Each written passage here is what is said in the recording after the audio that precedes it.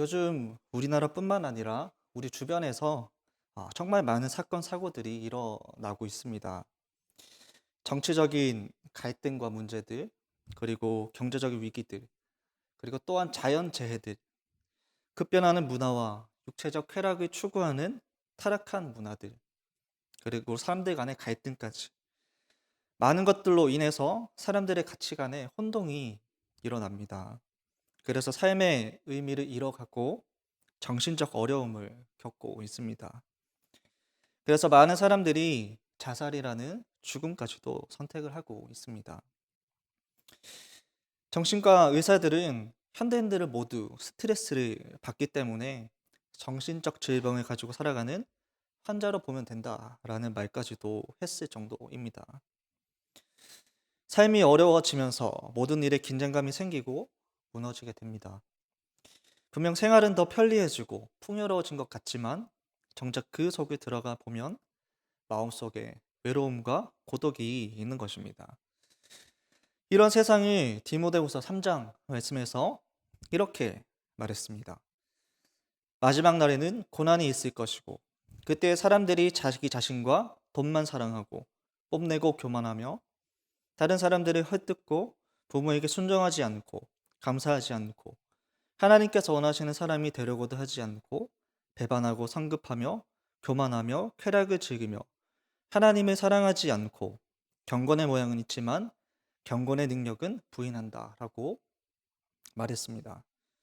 이 말씀의 대상이 불신자가 아니라 믿는 자들에게 하고 있는 것입니다.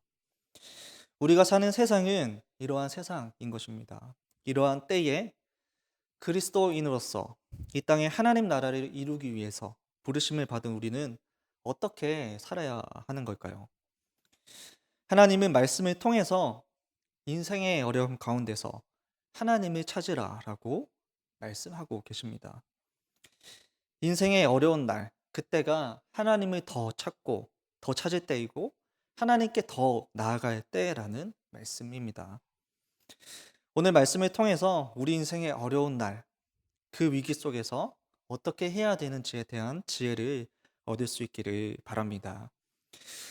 오늘 본문의 말씀의 배경이 되는 나라는 남유다입니다. 통치자는 남유다의 13번째 왕 히스기야입니다. 히스기야는 하나님을 경외하는 선한 왕이라고 할 수 있습니다. 그가 나라를 통치하던 때에 북이스라엘은 하나님을 배반한 대가로 아수르의 살마네셀에 의해서 멸망을 당하게 되었습니다. 그 이유는 남유다가 친아수르 정책을 바꿔서 친애굽 정책을 세웠기 때문입니다. 아수르의 사내립은 이것을 매우 싫어했습니다. 그래서 랍사게 장군을 앞세워서 유다를 침공했습니다. 처음에는 그 히스기야 왕이 나라 안에 있는 모든 금과 은을 다 내어주고 이 전쟁을 끝내려고 했지만 그들이 오히려 군사를 이끌고 와서 쳐들어와서 예루살렘 성문 밖에서 항복하라고 외치고 왕을 조롱하고 하나님까지 조롱했던 것입니다. 히스기야는 이 소식을 듣고 나서 옷을 찢고 굵은 베옷을 입고 성전에 들어갔습니다. 오늘 저희가 보았던 1절과 2절이 바로 그 장면입니다. 남유다가 처한 현실을 한마디로 표현을 하면 사면초가라고 할 수 있습니다. 현실적으로 강대국이었던 아수르와 맞서서 싸울 능력이 없었기 때문입니다. 그 어디에도 도움을 구할 수 없는 고립된 상황과도 같습니다. 히스기야는 믿을 만한 대신들을 뽑습니다. 대신들을 뽑아서 하나님의 사람 이사야 선지자에게 보내서 기도를 부탁합니다.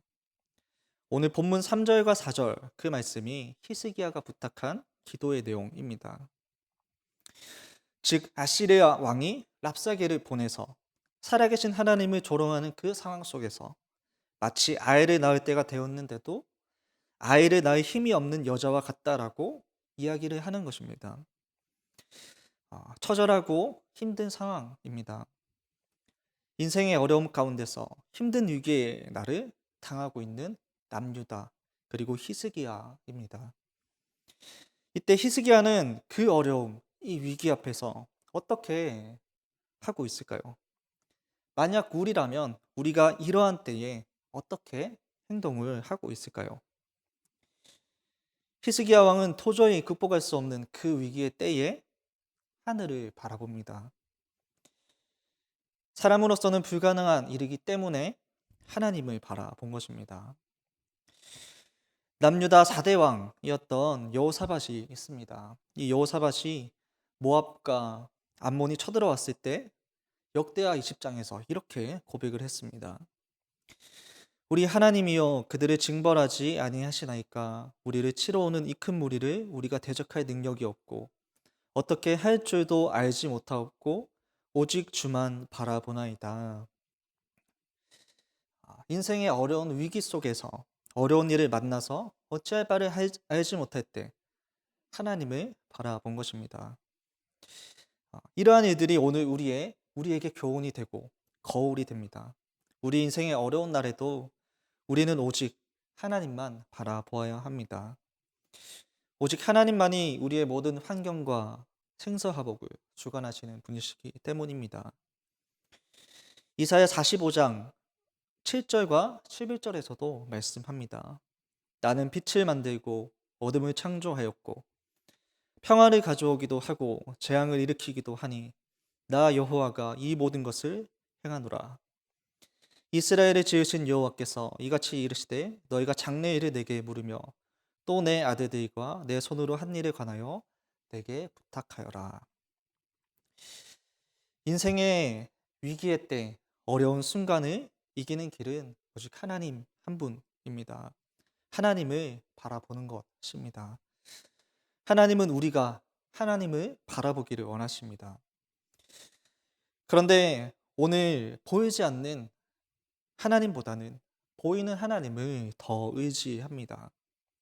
세상과 권력과 돈을 더욱더 의지합니다. 어려움이 찾아올 때 하나님을 의지하지 않고 다른 곳으로 시선을 돌립니다. 나 자신을 의지하거나 돈을 의지하거나 나를 도와줄 무언가를 찾을 생각만 하게 됩니다. 이스라엘 백성들이 그렇게 하다가 하나님께 벌을 받았습니다. 구약에 등장하는 모든 역사의 흥망성쇠는 오늘 우리에게 말씀하고 보여주는 교훈, 거울과도 같은 것입니다. 그러므로 인생의 위기를 만난 히스기야와 그리고 그 백성들이 행했던 그 일을 통해서 우리는 길을 찾을 수 있는 것입니다. 오래전에 서울에 거주하는 1000명을 대상으로 당신이 스트레스를 받고 있다고 생각을 합니까? 라는 질문으로 설문조사를 했었습니다. 그때 당시에 95%의 응답자가 나는 스트레스를 받고 있다라고 대답을 했다고 합니다. 이 스트레스라는 말의 정의를 찾아보니까 몸에 적응하기 어려운 육체적, 정신적 자극이 가해졌을 때 생체에 나타내는 반응이라고 정의하고 있었습니다. 현대인들은 이러한 육체적, 정신적 스트레스가 없는 사람은 없을 겁니다. 그것이 극에 달했을 때 심한 경우에는 목숨을 잃기도 합니다. 이런 스트레스가 심해지는 경우가 바로 인생의 어려움을 당할 때 나타납니다. 본문의 상황처럼 사방을 둘러보아도 탈출구가 보이지도 않고 자신의 힘과 상식으로는 도저히 일어설 힘이 없을 때 삶의 목적을 잃어버립니다.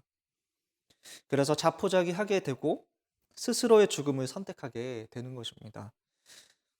오늘날 사회에서 일어나고 있는 죽음에 관한 소식들 역시도 삶의 의미를 잃고 목적을 잃은 사람들이 그 죽음을 도피처로 삼은 겁니다. 그런데 히스기야 왕은 자신의 인생의 어려운 날, 그 순간에 두 가지 일을 한 것을 볼 수 있습니다. 하나는 하나님을 경외하는 대신들을 불러서 이사야 선지자에게 보내서 하나님께 기도해달라고 부탁을 한 겁니다. 그리고 또 한 가지는 항복을 권했던 그 조롱하는 문서를 들고 자신이 직접 성전에 들어가서 하나님께 간구하며 기도했던 것입니다. 결국 이 두 가지는 하나님을 바라보았다라는 것입니다. 히스기야 왕은 자신의 인생의 위기의 순간에 가장 먼저 기도했고 하나님을 의지했습니다. 이스라엘의 왕이었던 다윗 왕 역시도 그의 수많은 인생의 역경의 날 속에서 오직 하나님만 바라보았던 사람입니다. 그가 그 많은 환란을 이겨내고 이렇게 고백을 합니다. 내가 환란에서 여호와께 아뢰며 나의 하나님께 부르짖었더니 저가 그 전에서 내 소리를 들으시며 그 앞에서 나의 부르짖음이 그 귀에 들렸도다. 하나님께서는 인생의 어려움 가운데서 하나님을 찾고 부르짖는 기도를 결코 외면하지 않으십니다. 기도를 부탁했던 히스기야 왕에게 이사야 선지자를 통해 하나님은 응답하십니다. 오늘 본문 6절, 7절 말씀에 너는 아수르 왕의 신복에게 들은 바 나를 모욕하는 말 때문에 두려워하지 말라.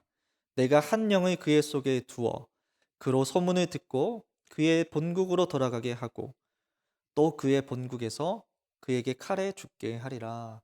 이것이 하나님의 응답입니다. 너는 아시리아 왕의 신하들이 한 말 때문에 두려워하지 마라. 내가 이를 행하겠다라는 말씀입니다. 그리고 그 문서를 펴놓고 간구하는 히스기야의 기도에도 하나님은 응답하셨습니다.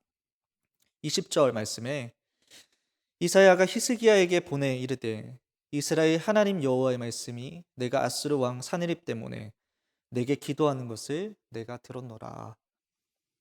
하나님께서 그의 기도를 들으셨고 직접 사느림의 교만을 꺾겠다라고 하시는 겁니다. 히스기야가 훗날 자신이 병들어 죽음을 당하게 될 때 하나님께 눈물로 기도했을 때 역시도 하나님은 그의 기도를 들으셨습니다. 열왕기하 20장 2절에서 히스기야가 눈물로 하나님을 찾을 때 하나님은 내가 너의 기도를 들었고 내 눈물을 보았다. 내가 너를 낫게 하리니 라고 말씀하시면서 그의 기도에 응답하셨습니다. 하나님께서 히스기야의 그 간구에 응답하셨고 그의 병을 치유해 주셨습니다. 그리고 뿐만 아니라 그의 생명까지도 더 연장을 시켜 주셨습니다. 그뿐만이 아닙니다. 성경 속에서 자식을 달라고 눈물로 기도했던 한나의 눈물의 기도를 들어주셨고 다윗이 눈물로 침상을 띄우던 기도를 들어주셨습니다. 심지어 악한 왕이었던 아합의 눈물의 기도까지 들으시고 응답하셨던 하나님이십니다. 하나님은 하나님을 의지하는 자들에게 응답하시는 좋으신 하나님이십니다. 그들의 간구를 결코 외면하지 않으십니다. 하나님을 바라보고 의지하는 자들에게 실망을 안겨주지 않으시는 하나님이십니다. 말씀을 맺도록 하겠습니다. 기도의 일화 중에 한 가지 이야기가 있습니다. 2차 세계대전 당시에 영국과 프랑스 정예부대 30만 명이 프랑스 해안에서 독일의 기계화 부대에게 포위되어서 유럽의 운명이 위기에 처했던 때가 있습니다. 이때 영국의 국왕은 1940년 5월 26일을 구국 기도의 날로 선포하고 전 국민이 기도를 했습니다. 그때 처칠 총리도 웨스터민스터 대성당에서 하루 종일 하나님께 부르짖었습니다. 그때 갑자기 장맛비가 시작이 되었습니다. 그 비로 인해서 독일 군대는 비행기를 띄울 수조차 없었고 그리고 모든 탱크는 비로 인해서 진흙탕성에 빠지게 되고 독일이 자랑했던 그 보트들은 파도 때문에 기동할 수가 없게 되었습니다. 그렇게 9일 동안 짙은 안개가 끼게 되고 영국과 프랑스 연합군들은 한 사람도 남김없이 살아서 철수할 수 있었다고 합니다. 그리고 그 이후에 군대를 다시 재편성해서 독일을 패전시키는 역할까지 감당하게 되었습니다. 국가 기도일 직후에는 독일이 참패했고 1년 뒤 국가 기도일 저녁에는 이태리 정부가 항복을 하게 되었다고 합니다. 하나님의 역사는 기도 안에서 이루어집니다. 인생의 어려움을 이기는 길은 하나님을 바라보는 것입니다. 하나님을 바라본다는 것은 하나님만을 전적으로 신뢰하고 의지하는 것이고 하나님의 뜻대로 성실히 행하고 기도하는 것을 말합니다. 앞이 보이지 않고 인생이 힘들고 어려운 위기의 날을 보내고 계십니까? 그때 하나님을 바라봅시다. 내가 아무런 의를 행한 것이 없고 하나님께 내세울 것도 없고 하나님 앞에 설 면목이 없을지라도 하나님께로 가까이 나아갑시다. 하나님은 선하시고 인자하시고 자기를 바라고 찾는 자들에게 좋은 것으로 채워주시는 우리 인생의 인도자 되시고 좋은 아버지가 되십니다. 오늘 그 하나님께로 나아가는 저와 여러분 되었으면 좋겠습니다. 하나님이 우리 인생 가운데 오실 때 우리 인생에 있는 거친 풍랑도 잠잠케 하실 것이고 우리를 대적하는 마귀도 떠나갈 것이며 질병을 고치시고 우리를 영원한 안식으로 인도해 주실 것입니다. 인생의 어려움 가운데를 지날 때 하나님만 바라보고 하나님만 의지하는 저와 여러분 되기를 소망합니다. 우리 함께 기도했으면 좋겠습니다.